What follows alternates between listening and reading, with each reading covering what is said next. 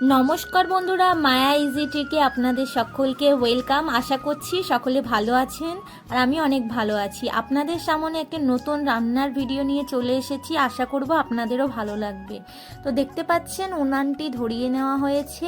এবারে একটি বগুনা বা হাঁড়ি বা আপনারা চাইলে একটি বড় কড়াই চাপিয়ে দিতে পারেন, যে যতটা পরিমাণে আর কি করতে চান গড়গড়া পিঠে। গরম জল করার জন্য আমি নিয়ে নিচ্ছি 3 ঘটি, মিডিয়াম সাইজের 3 ঘটি জল ব্যবহার করব। তো এখানে বলে রাখা ভালো, আমাদের ফ্যামিলিতে অনেক লোকজন, তাই আমরা প্রচুর গড়গড়া পিঠে বানাবো। তার জন্য 3 ঘটি আমাদের জলের প্রয়োজন। বেশি জল দিলে বেশি চালের গুঁড়োটাও দিতে হবে। তো আমাদের এখানে চালের গুঁড়োটাও অমনটাই নেওয়া হবে। তো জলটা ফুটতে দেওয়া হয়েছে, তার যাতে জলটা তাড়াতাড়ি ফুটে যায় তার জন্য অল্প লবণ আমরা ব্যবহার করে নিয়েছি। তো দেখতে দেখতে জলটা প্রায় ফুটেই উঠছে। তো জলটার কালারটা দেখতে পাচ্ছেন ঘোলাটে মতো হয়ে এসেছে। তাহলে কিছুক্ষণের মধ্যেই জলটা ফুটে উঠবে, আর জলটি ফুটে উঠলেই আমরা এর মধ্যে চালের গুঁড়ো দিয়ে দেব।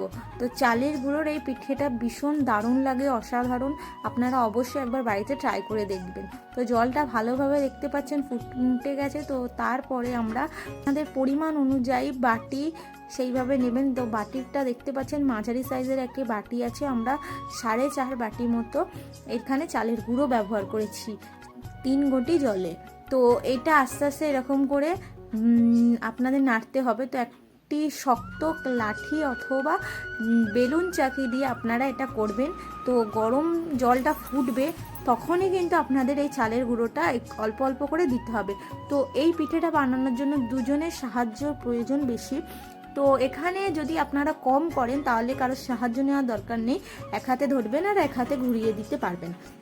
তো পরিমাণটা যেহেতু এখানে বেশি ছিল তাই আমাদের দুজনের সাহায্য নিতে হয়েছে। তো এখানটা দেখতে পাচ্ছেন কি রকমভাবে আর কি আমরা ওই চালের গুঁড়োটাকে জলের মধ্যে দিয়ে মাখছি গরম জলে। তো এখানে কোনো চিনি টিনি কিছু ব্যবহার করিনি, শুধুমাত্র এখানে ব্যবহার হয়েছে চালের গুঁড়ো আর অল্প পরিমাণ লবণ। তো লবণটা তো দিতেই হবে, স্বাদ না হলে কোনো জিনিসেই লবণ ছাড়া আসবে না। তো এইভাবে একে একে দেখতে পাচ্ছেন কত সুন্দরভাবে করা হচ্ছে। তো গ্রাম অঞ্চলে এই সব পিঠেগুলো খুবই প্রচলিত। জানি না শহর অঞ্চলের মানুষজন এই পিঠে আদৌ খেয়েছে কিনা। তো একবার হলেও এই পিঠেটা ব্যবহার করবেন, খুব সুন্দর লাগে খেতে। তো বাড়িতে অবশ্যই একবার হলেও ট্রাই করে দেখবেন। কেমন লেগেছে অবশ্যই আমাকে কমেন্টে এসে কিন্তু জানাবেন। তো এই পিঠেটা দেখতে পাচ্ছেন এখানে আমার পিসিমা হাত দিয়ে কিন্তু চেক করে নিল যে চালের গুঁড়ো মাখাটা শক্ত আস্তে আস্তে হচ্ছে কিনা। তো যদি না শক্ত আপনাদের মনে হয় যে হয়েছে, তো একটু একটু করে চালের গুঁড়ো দিয়ে দেবেন, দিয়ে আর কি এটা নিয়ে নেবেন। এমনি গরম থাকতে থাকতে যখন দেখবেন যে চালের গুঁড়োটা বসে যাচ্ছে হালকা হালকা, তখনই কিন্তু আপনাদেরকে এটি নামিয়ে নিতে হবে। কারণ যখন উনান থেকে আপনারা লাগাবেন বাতাস পেলে আস্তে আস্তে এটা শক্ত হয়ে যাবে। তো এইভাবে আপনাদেরকে কন্টিনিউয়াসলি লাঠিটা ঘোরাতেই হবে। তো আস্তে আস্তে দেখতে পাচ্ছেন এবারে লাঠির থেকে কিভাবে মানে শুকনো চালের গুঁড়োটা দিয়ে আর কি একটা ছাড়িয়ে নেওয়া হচ্ছে লাঠিতে লেগে থাকা চালের গুঁড়ো মাখাটি। তো এমনভাবেই কিন্তু আপনারা করবেন, দেখবেন খুব ভালোভাবে আপনাদের গড়গড়া পিঠেটা হয়ে যাবে। তো একটু কিছুক্ষণ হালকা ঢাকনা দিয়ে রাখতে হবে, খুব সামান্য 1-2 মিনিট মতো।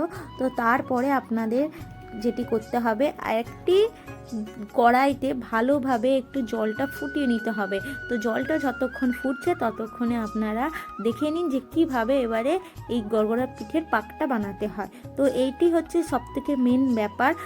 তোমার কিভাবে বানাতে আপনারা কতটা ভালো পারবেন তার ওপর আপনাদের গড়গড়া পিঠেটা খেতেও তেমন লাগবে। তো এখানে ভিডিওতে একবার ভালো করে লক্ষ্য করে দেখবেন যে যেই বগুনাতে মাখা ছিল যে চালের গুঁড়োটা গরম, ওটা আস্তে আস্তে একটু একটু করে বাইরে নিয়ে আসছে। যে বেশি কিন্তু একদম ঢাকনাটা খোলা নেই বগুনা, হাওয়া ঢুকে গেলে কিন্তু অনেকটা তাড়াতাড়ি শক্ত হয়ে যাবে। তো এই যেমন আটা মাখেন আপনারা, ওই আটা মাখার মতোই আপনাদেরকে এটা প্রথমে করে নিতে হবে। সেটা থেকে অল্প অল্প করে লুচি যেমন করে ওই সাইজের গুলি কেটে সেটাকে ভালোভাবে যেমন নারকেল পুর ঢুকায় মাঝখানটা ঠিক এই রকম একটা দেখতে হবে। দেখতে পাচ্ছেন এরকম করছে গোল মতো আপনাদেরকে করে নিতে হবে যাতে ভেতরটাতে পুর ঢোকা যায়। আর এটি হচ্ছে চাচি পুর। তো তো এটা আমরা দুধের চাচি বানিয়ে রেখেছিলাম আগে দিয়ে। আপনারা আগের ভিডিওটা দেখলেই তাহলে বুঝতে পারবেন যে কিভাবে চাচি বানাতে হয়। তো চাচিটা এটার ভেতরটা এবারে দিয়ে দেওয়া হবে। তো অল্প অল্প করে চাচিটা আমরা এর মধ্যে দিয়ে দেবো। তো চাচিটি দেওয়ার পরে এবারে এই মুখটি ভালো করে বন্ধ করে দিতে হবে। এই রকম গোল গোল করে আর কি আপনারা ঘুরিয়ে নেবেন। হাতটি ঘোরানোর পরে উপরের বেঁচে থাকা অংশটি বাড়তি রেখে দিতে হবে। আর দেখতে পাচ্ছেন আস্তে আস্তে কত সুন্দর মুখটি গোল মতো হয়ে গেল। এবারে এদিক ওদিক করে হাতটি চিপটে আপনাদের রেডি হয়ে গেল গড়গড়া পিঠে। তো দেখতে পাচ্ছেন কত সুন্দর ছোট ছোট গোল হচ্ছে। আর খুব একটা বড় করবেন না, আর যতটা বড় করবেন তাহলে ততটা চাচি দেওয়ার চেষ্টা করবেন। আপনাদের আবার নারকেল পুরেরও আপনারা চাইলে বানিয়ে নিতে পারেন। তো এখানে দেখতে পাচ্ছেন দেখতে দেখতে কতগুলো করা হয়ে গেছে। তো আপনারা এমনভাবেই কিন্তু করবেন, দেখবেন আপনাদের খুব সুন্দর হবে এই গড়গড়া পিঠেটা। আর সবটাই হাতের ওপর তো করাটা এইরকম গোল শেপটা। তো আপনারা একটা দুটো করতে করতে দেখতে পারবেন যে আপনাদের এত সুন্দর গোল গোল হয়ে গেছে। আর সমস্তটা কিন্তু একই সাইজের হয়েছে। আর দেখতে পাচ্ছেন গরম জলটা ফুটে উঠেছে, আর গরম জলটা ফুটে উঠেছে আর এখানে পিসিমা দিয়ে দিচ্ছেন একে একে করে গড়গড়াগুলো গরম জলে। তো গরম জলে এটাকে ভালো করে ভাপিয়ে নিতে হবে পিঠেটা। তো এইভাবে গরম জলটা দেখতে পাচ্ছেন ফুটে উঠছে। তো গরম জলটা যখন বেশি অনেকটা ফুটে উঠবে, জলটা দেখতে পাচ্ছেন টকবক করে ফুটছে, সে অতটাই গরম জলে কিন্তু আপনাদেরকে এটা ছেঁকে নিতে হবে। তো গরম জলটা প্রায় গরম হয়েই গেছে, ধোঁয়া উঠছে দেখছেন।